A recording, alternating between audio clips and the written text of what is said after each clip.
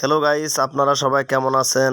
আজ আমি আপনাদের দেখাবো ঐতিহাসিক ১০ আনি নদী। এটা হলো ১৩ নং রোহা ইউনিয়নের একটা অংশ।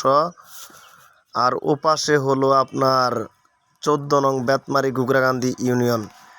বিস্তৃত এলাকা জুড়ে এই নদীর সমারোহ। নদীর ওপাশে হলো আমাদের ১৩ নং রোহা ইউনিয়নের এক বিস্তৃত এলাকা, আবার ওপাশে হলো ১৪ নং বেতমারি ঘুগরাকান্দি ইউনিয়ন। দেখেন রাস্তা হলো আপনার রাস্তা এঁকে বেঁকে, এটা হলো রাস্তা খুনুয়া রোডে গেছে।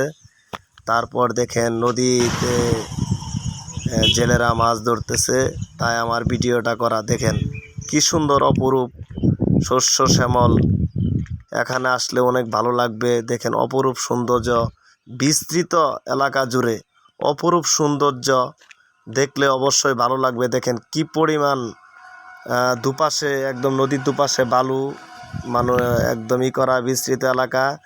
আবার অপরূপ সৌন্দর্য দেখলে অবশ্যই দেখেন রাস্তার দিয়ে চলে গেছে আপনার খুনুয়া থেকে ভীমগঞ্জ।